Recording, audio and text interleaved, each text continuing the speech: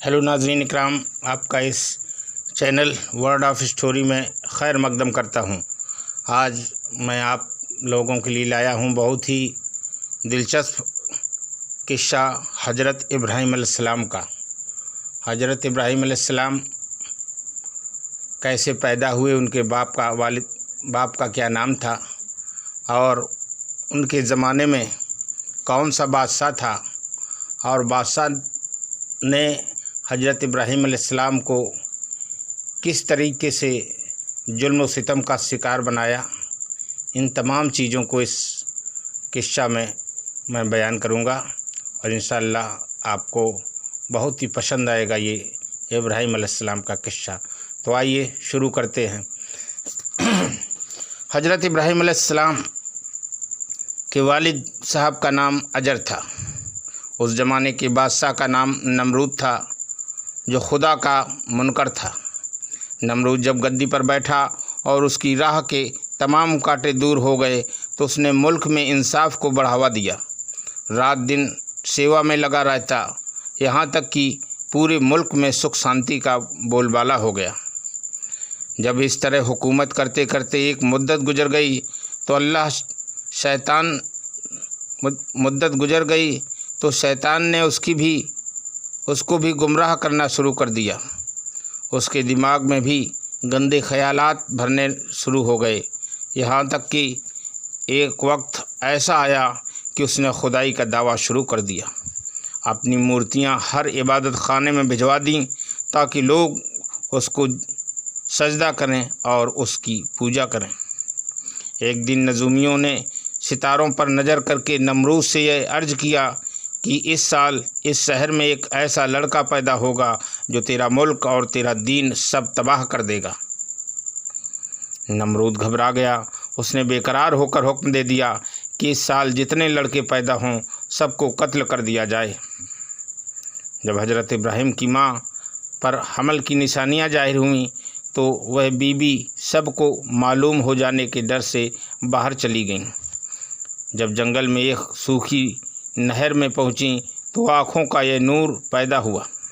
माँ का दिल चेहरा मुबारक देखकर बहुत खुश हुआ। वहाँ नहर के पास एक गार खो था। वहाँ लोगों का आना जाना बिल्कुल न होता था। इब्राहीम अलैहिस्सलाम की माँ ने खूबसूरत बच्चे हज़रत इब्राहीम को एक कपड़े में लपेट कर रख दिया और वहाँ से आंसू भरे दिल को परेशान किए वापस घर को लौट आई। फिर जब अपने दिल के टुकड़े को देखने उस गार में आईं तो उसे जिंदा और खुश देखकर उनकी आंखों में मोहब्बत के आंसू निकल आए। उन्होंने देखा कि हज़रत इब्राहीम अलैहिस्सलाम एक अंगूठे से दूध और एक से शहद पी रहे हैं। ऐसी हालत देखकर माँ बेहद ताज्जुब में पड़ गईं। खुशी भी हुई, फ़ौरन छाती को मुंह से लगा दिया। फिर पिला खिलाने के बाद माँ रोती हुई घर वापस आ गईं। इसी तरह जब जब उनको मौका मिलता वह वहाँ जाती, दूध पिलाकर चली आती। जब कभी माँ को पहुँचने में देरी हो जाती थी तो वह अपने अंगूठे मुंह में डाल लेते और उन्हें चूस चूस कर अपना पेट भर लेते।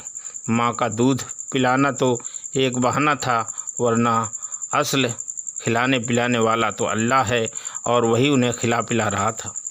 बेशक हज़रत इब्न अब्बास ने रवायत किया है कि हज़रत इब्राहीम एक दिन में इतना बढ़ते थे जैसे और लड़के एक हफ्ते में बढ़ते थे।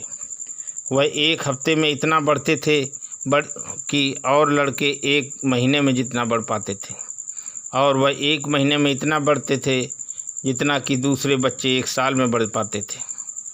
इस तरह जब दूध पीने की मुद्दत ख़त्म हुई और हज़रत इब्राहीम में कुछ समझ पैदा हुई तो एक दिन उनकी माँ ने रात को आकर मुलाकात की।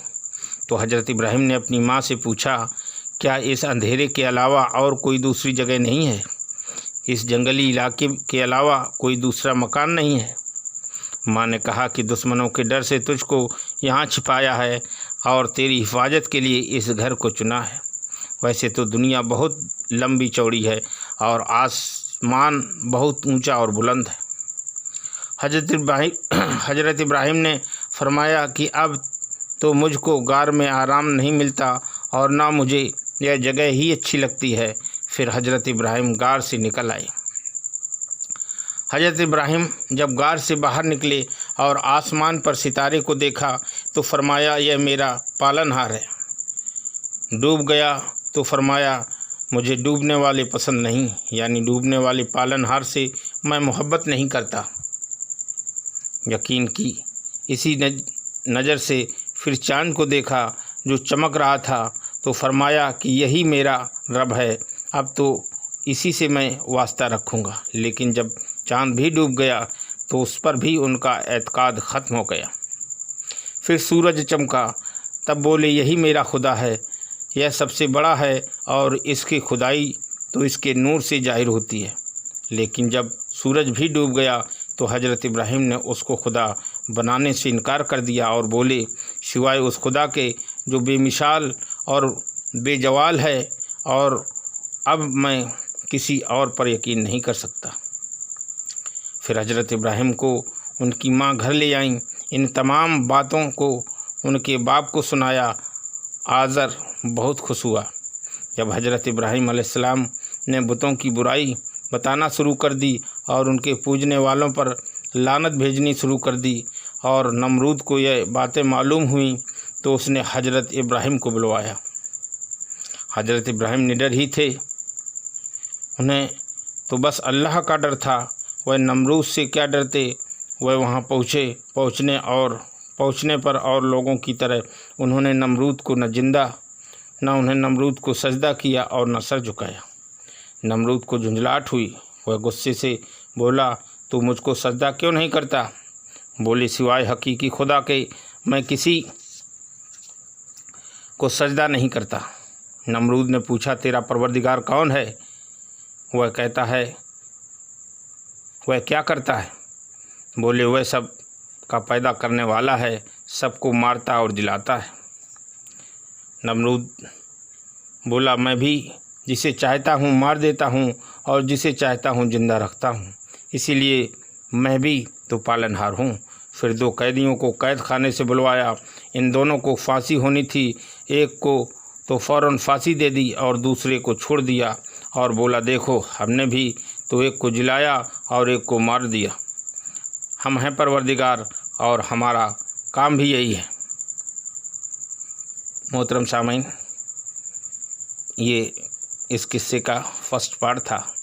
امید کرتا ہوں یہ قصہ جس کی ابھی ابتدا ہوئی ہے فرسٹ پارٹ ہے، بہت ہی آپ کو پسند آیا ہوگا، اور پسند آیا ہے تو اسے لائک کرنا اور سبسکرائب کرنا نہ بھولیں تاکہ ہمارے آگے آنے والی ویڈیو آپ کے پاس آتی رہے، اور اس کا سیکنڈ پارٹ اگلی ویڈیو میں آپ کے سامنے پیش کروں گا۔